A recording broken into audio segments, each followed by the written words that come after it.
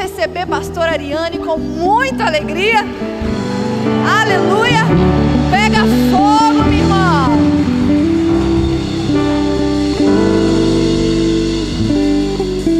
Aleluia. Boa noite, igreja. Paz do Senhor. Fala para a pessoa que está do seu lado aí. Você está no lugar certo, na hora certa, com as pessoas certas, amém? Aleluia. Quanto tempo? Faz o quê? Umas 48 horas? Aleluia. Como é bom estar aqui nesses dias proféticos. Como é bom passar esses dias no melhor lugar do mundo. O melhor lugar do mundo. A presença de Deus, amém? Aleluia. Glória a Deus. Lucas, capítulo 24, versículo 49. Eis que eu sobre vós envio a promessa de meu Pai. Contudo, permanecei na cidade até que sejais revestidos do poder do alto. Mais uma vez. Eis que eu sobre vós envio a promessa de meu Pai. Contudo, permanecei na cidade até que sejais revestidos do poder do alto. Aleluia. Essa passagem aqui, esse versículo, Jesus, ele já tinha sido crucificado, já tinha ressuscitado, já tinha passado alguns dias da presença dele no meio dos discípulos, e ele convida os discípulos para ir a um lugar especial próximo a Betânia, e ali ele dá as últimas instruções antes de ascender aos céus. E uma dessas instruções, a instrução registrada aqui por Lucas, é: ficai, permanecei na cidade.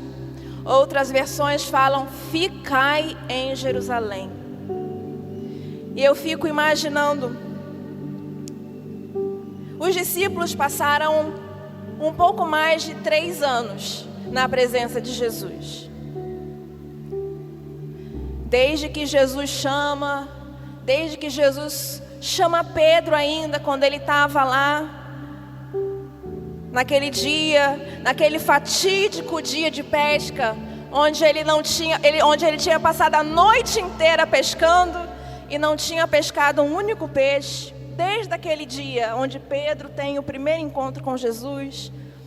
E conseguintemente, cada um dos discípulos vão sendo chamados, vão tendo a sua primeira experiência de contato com Jesus. E eles passam ali 3 anos. E um pouco mais, 3 anos e alguns meses andando lado a lado com Jesus. Andando lado a lado com o Messias. Andando lado a lado daquela pessoa, daquele ser, daquele Deus que tinha sido profetizado em tempos passados, que tinha sido profetizado por Isaías, profetizado por Jeremias, profetizado por Daniel e os demais profetas. E eles estão ali lado a lado, caminhando com Jesus, vendo tudo o que Jesus era capaz de fazer. Eles acompanharam milagres extraordinários de perto. Eles viram Jesus ressuscitando mortos de perto. Eles viram Jesus abrindo a visão dos cegos de perto. Eles viram Jesus fazendo coisas absolutamente impossíveis de perto. Eles aprenderam tudo o que eles sabiam. Eles aprenderam pela boca do próprio Jesus. Jesus ensinando para os discípulos, diretamente para cada um deles, sobre eternidade, sobre princípios, sobre bem-aventuranças, sobre como se posicionar, como falar, como agir em cada uma das situações da vida. Às vezes ensinando diretamente, às vezes ensinando por parábolas, corrigindo, educando. 3 anos maravilhosos. 3 anos que iam entrar para a história da vida deles. 3 anos que eles jamais esqueceriam. E depois de 3 anos maravilhosos, 3 anos onde eles ficaram extasiados com o poder de Jesus, com tudo que Jesus podia fazer, eles viram esse mesmo Jesus que acolheu o povo, que fez milagres, que ressuscitou, que multiplicou pão e peixes, que alimentou uma imensa multidão, que curou.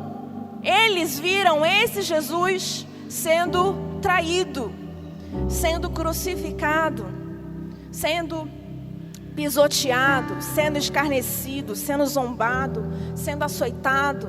Viram esse mesmo Jesus que eles andaram lado a lado, eles viram esse Jesus pendurado numa cruz. Eles viram esse Jesus que eles andaram lado a lado ali, sendo sepultado. Uma pedra rolando e fechando o sepulcro. Soldados à espreita, tomando conta para que ninguém roubasse o corpo.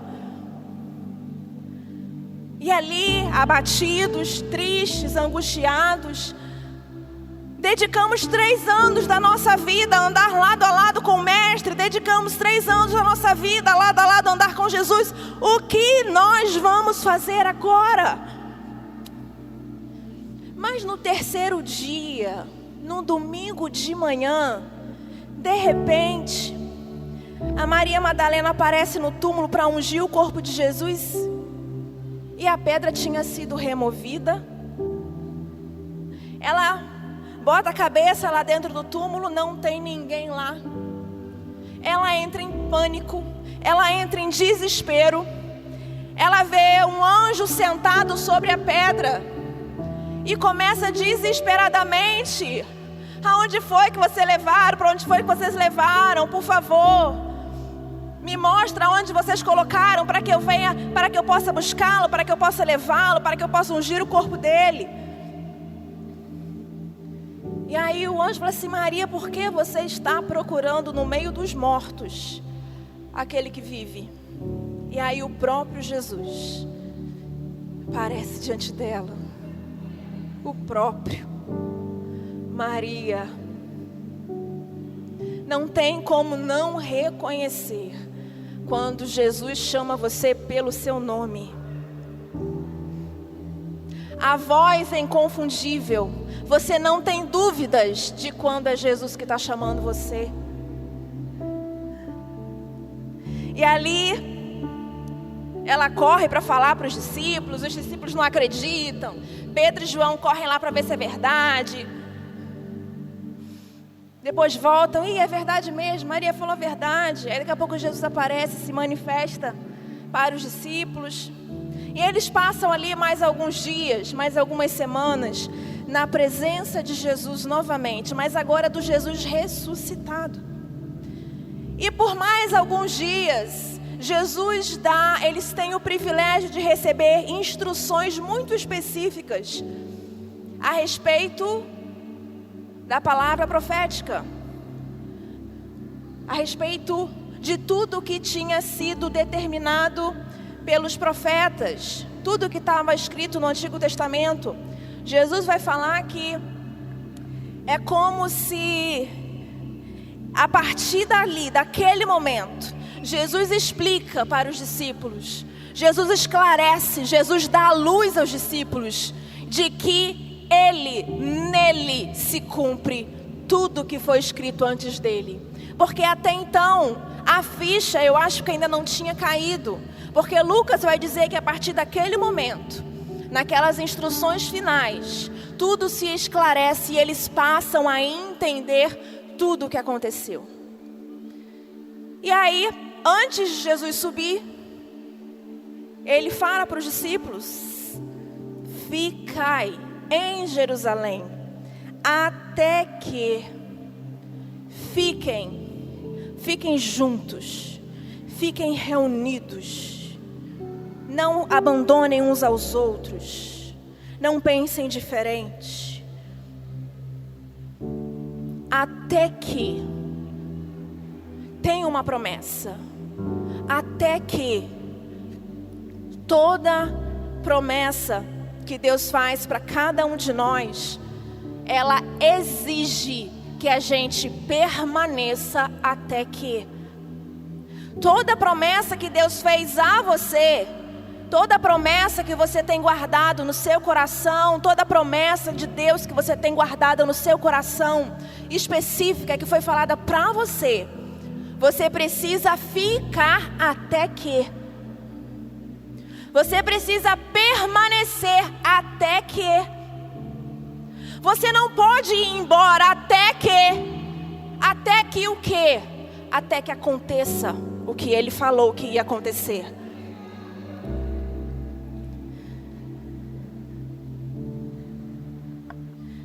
Deus sempre prepara o ambiente onde Ele vai fazer alguma coisa. Ele sempre vai preparar o ambiente. Se Ele tem alguma coisa para você, Ele vai preparar você antes de te dar aquilo que Ele prometeu. Ele sempre prepara antes de cumprir. Se Ele fez uma promessa específica para a sua vida e ainda não aconteceu, é porque você está no até que.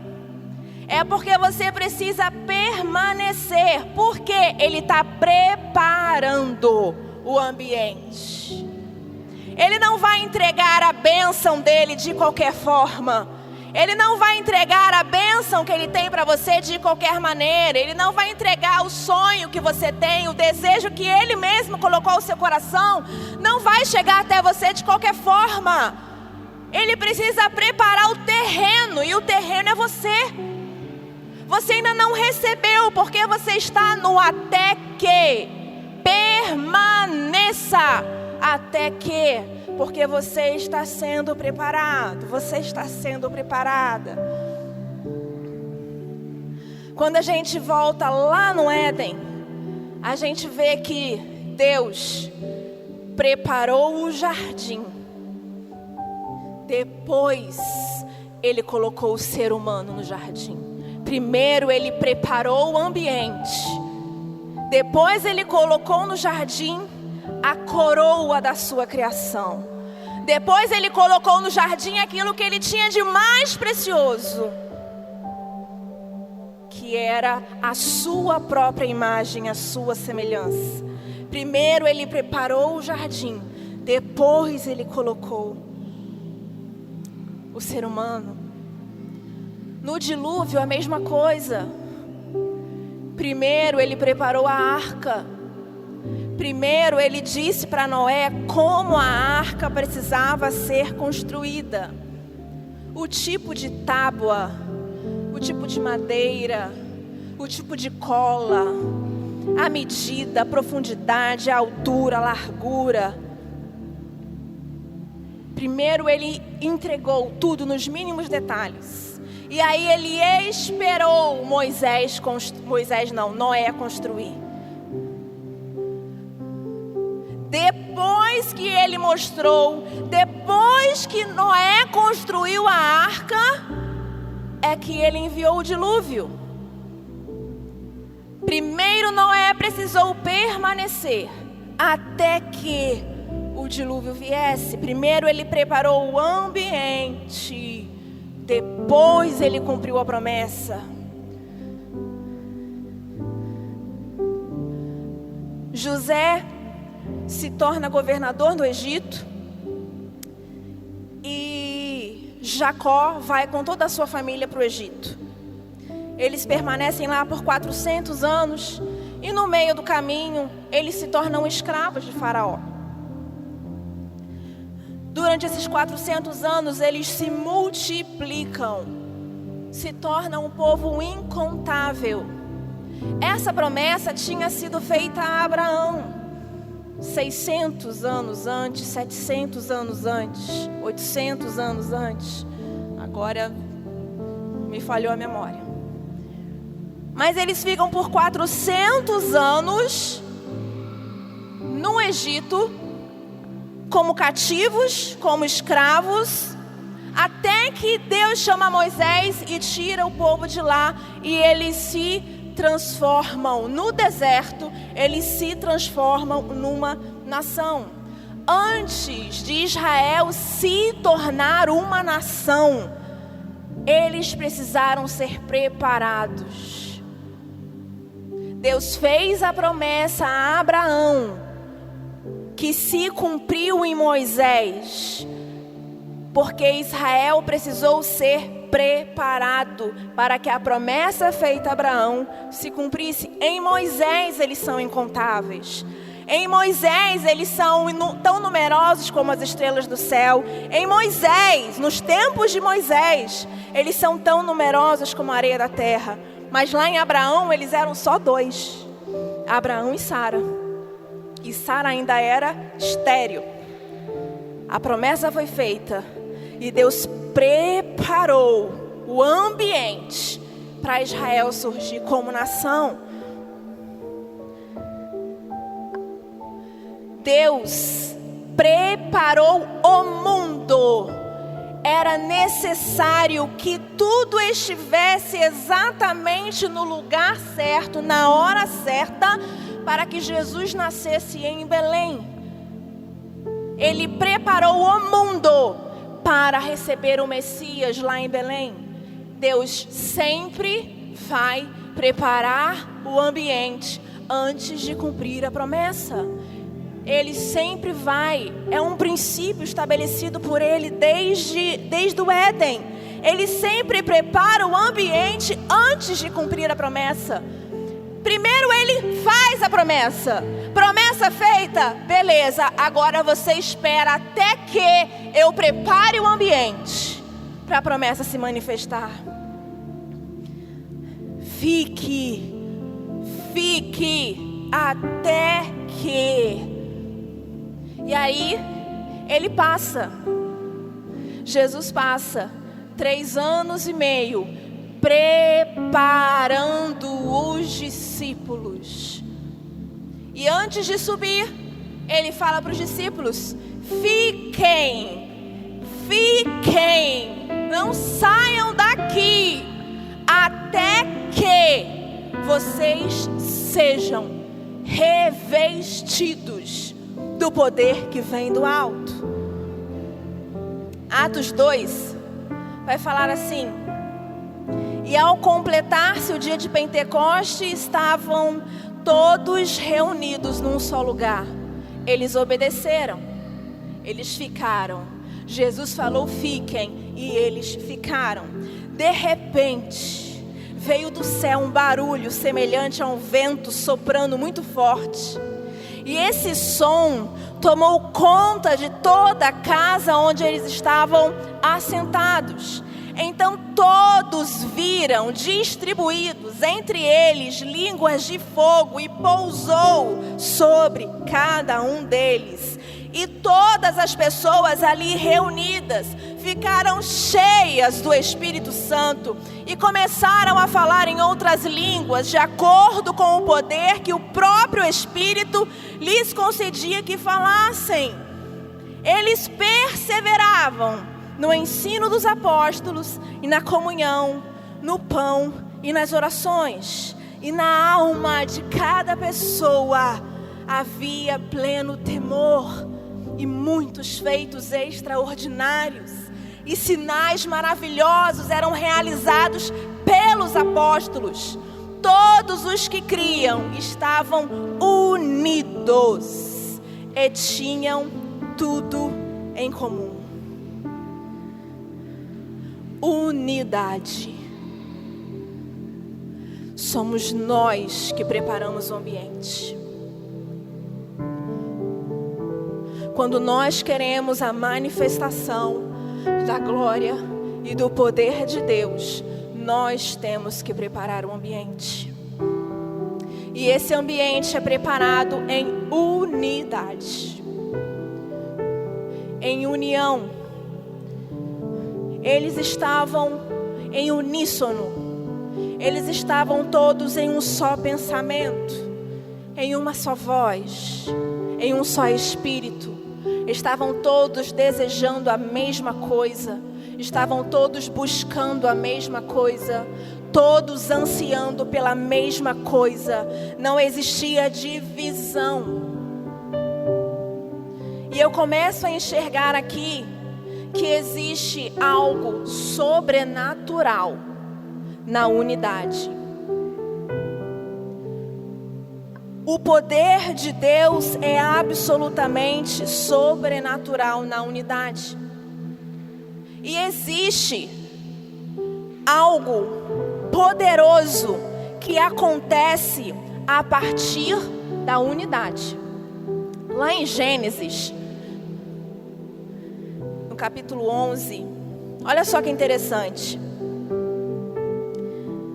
O Senhor desceu para observar a cidade e a torre que os homens estavam erguendo. Então declarou o Senhor: eis que a humanidade se constituiu em um só povo e falam todos a mesma língua, e essa construção é apenas o início de suas iniciativas. Em breve, nada poderá impedi-los de realizar o que querem. O poder da unidade estabelece ações tanto para o bem quanto para o mal. Nós estamos falando nesse texto aqui sobre a construção da Torre de Babel. A Bíblia fala no versículo que nós lemos aqui, no primeiro: o Senhor desceu para observar a cidade. E o que é que ele fala? Esse povo é um só. Esse povo está falando a mesma língua.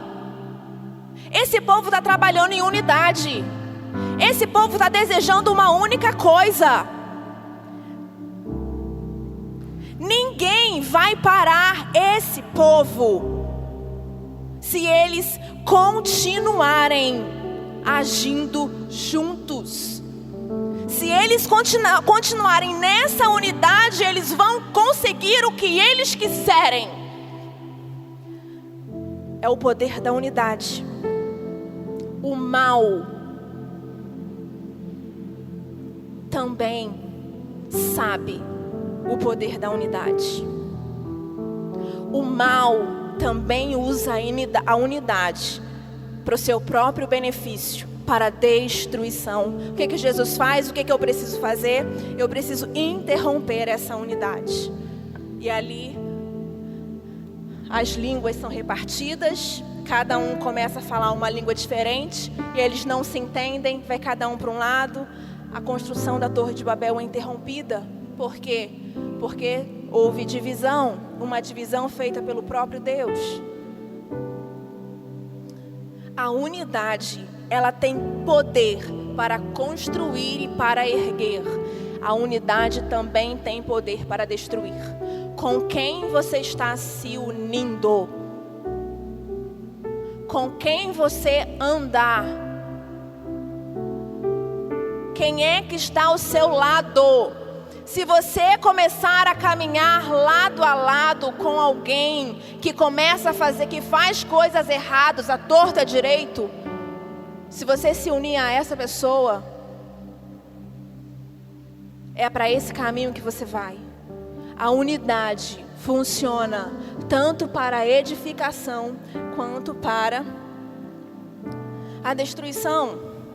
Quando Jesus está expulsando demônios, os fariseus, eles começam a falar assim, começam a criticar Jesus e falam assim: ele está expulsando o demônio pelo poder de Beelzebu. E aí Jesus repreende os fariseus e fala assim: como poderia expulsar Beelzebu pelo poder de Beelzebu?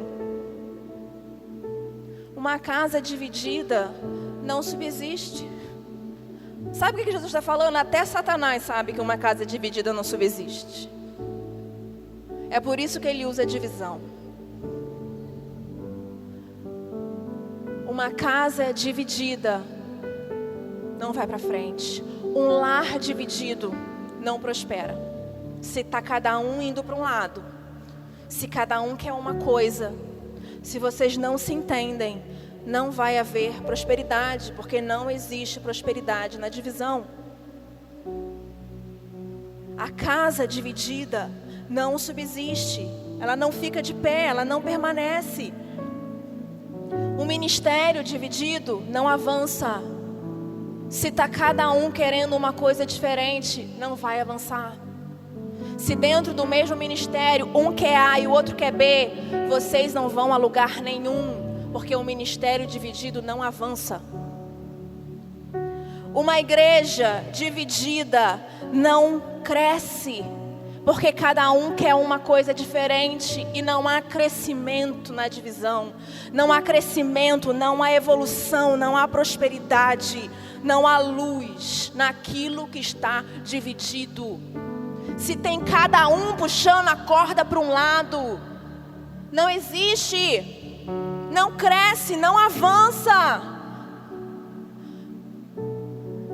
A glória de Deus não se manifesta na divisão. A glória de Deus não se manifesta na inveja. A glória de Deus não se manifesta no ciúme. A glória de Deus não se manifesta na contenda. A glória não se manifesta onde há desentendimento. A glória não se manifesta onde há mentira. A glória não se manifesta onde há pecado. Estavam todos reunidos num mesmo lugar, num só espírito. Todo mundo pensando a mesma coisa, todo mundo querendo a mesma coisa, todo mundo de braço dado, de mão dada, torcendo para que a mesma coisa acontecesse. Todo mundo clamando para que o mesmo Espírito Santo se manifestasse. Estavam todos reunidos no mesmo lugar, num só propósito. Juntos, pensando, desejando, orando, clamando pela mesma coisa.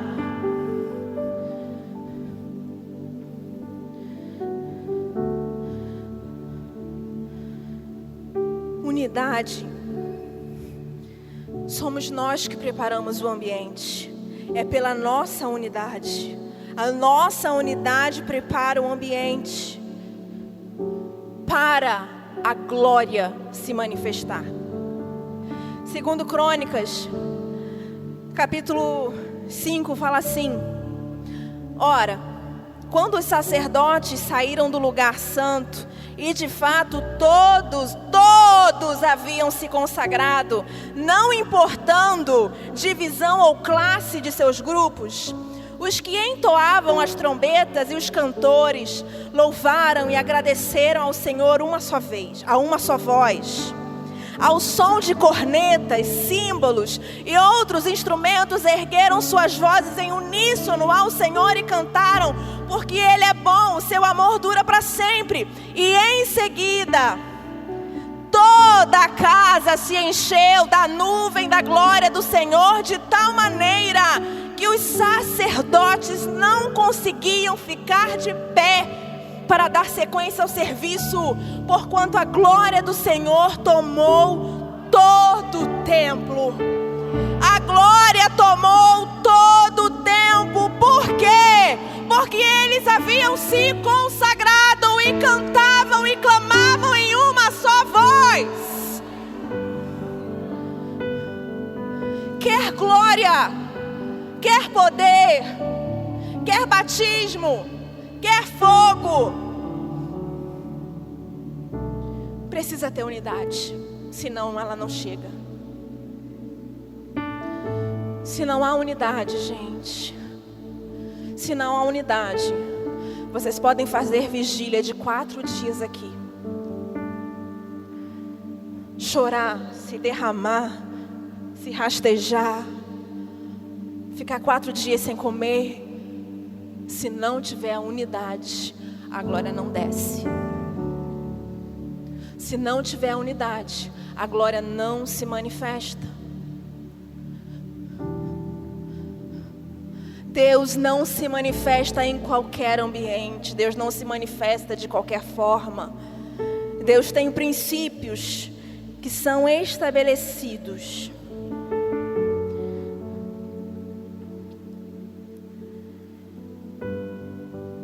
Na unidade nós preparamos o ambiente.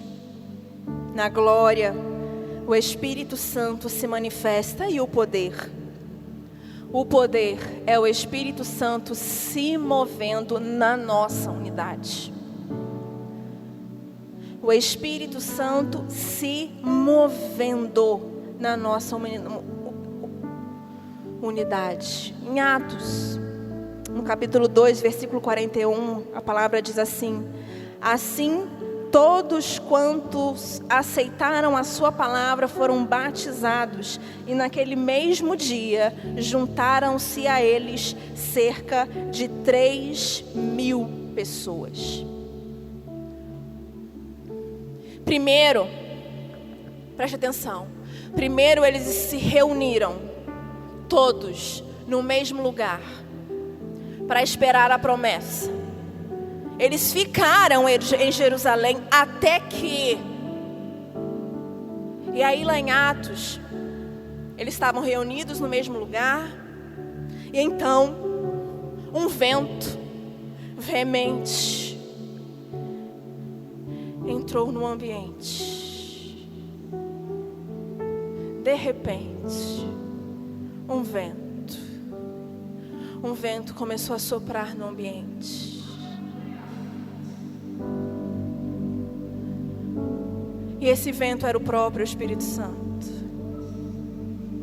Era o próprio Deus se manifestando em vento naquele ambiente. Era o próprio Deus vindo até os discípulos e se manifestando entre eles. E aí começou a pousar fogo sobre a cabeça de cada um deles. Primeiro eles estavam unidos. Depois a glória desceu. A glória desceu e tomou conta da unidade que eles estavam. E depois que a glória desceu, o poder se manifestou. Pedro se levanta. O poder se manifesta somente para eles ficarem ali falando em línguas, parecendo embriagado para os homens lá de fora? Não! Pedro se levanta com autoridade e começa a pregar a palavra. Ele começa a pregar a palavra. Ele começa a explicar para aquelas pessoas que estão ali olhando o que está acontecendo. Ele começa a explicar para aquelas pessoas. Em uma mensagem, no primeiro culto, 3.000 almas se rendem ao Senhor. Isso é o poder de Deus. O poder de Deus, a manifestação do poder de Deus depende da glória dele se manifestar. E a glória depende da sua unidade. Não existe poder sem manifestação da glória. E não existe manifestação da glória sem a unidade da igreja. Se coloque de pé. Olhe para o seu coração essa noite. Olhe para dentro de você. Hoje é só o primeiro dia de dias proféticos. É só o primeiro. É só o começo. Tá só começando. Mas você precisa olhar para o seu coração. Como está o seu coração? Você acha que você está em unidade com a pessoa que está do seu lado? Olha para ela. Pergunta aí.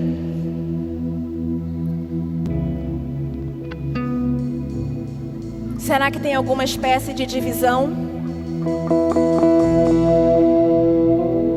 Será que tem alguma espécie de Eu não falo com fulano.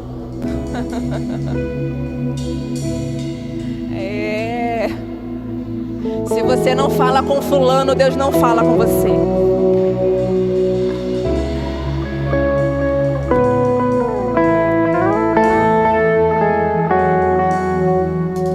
Dois mandamentos, rapidinho antes de o louvor entrar. Deus deixa no Novo Testamento 2 mandamentos. Jesus fala assim: ame a Deus sobre todas as coisas e ao teu próximo como a ti mesmo. E quando a gente vai lendo lá as cartas de Paulo, nós vamos aprendendo que o nosso relacionamento com o Pai depende do nosso relacionamento com o nosso irmão. Deus só vai se manifestar, a glória só vai descer, o poder só vai cair. Eu só vou ser usado, você só vai ser usada por Deus do jeito. Eu tenho certeza, tem gente aqui na igreja que olha aqui para esse altar e fala assim: uau, como eu queria estar lá. Não num sentido de inveja, mas num sentido de se ver anunciando a palavra. Eu já tive nesse lugar. Eu tive nesse lugar quando eu tinha a idade de vocês. Eu já falei para algumas pessoas aqui, eu não pegava no microfone nem por 1 milhão. Eu não pegava no microfone nem para testar se estava saindo o som dele. Eu não pegava quando eu tinha a idade de vocês. Mas eu estava aí no meio e eu olhava os irmãos pregando a palavra, andando para lá, pulando, glorificando. E eu falava: poxa, Jesus, eu queria conseguir fazer isso.